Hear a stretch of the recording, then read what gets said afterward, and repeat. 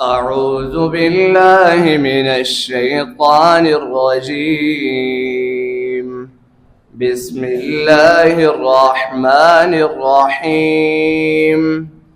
أقم الصلاة لدلوق الشمس إلى غسق الليل وقرآن الفجر إن قرآن الفجر كان مشهودا ومن الليل فتهجد به نافلة لك عسى أن يبعثك ربك مقاما محمودا وقل رب أدخلني مدخل صدق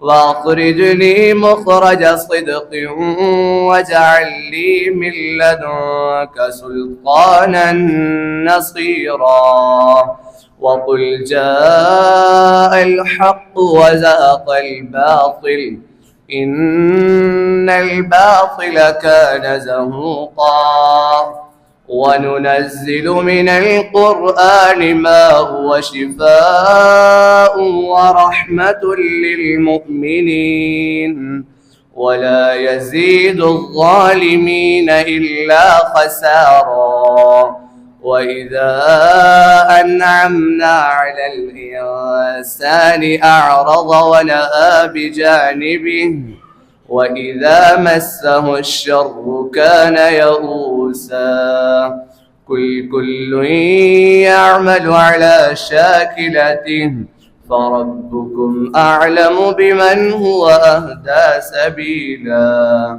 صدق الله العظيم.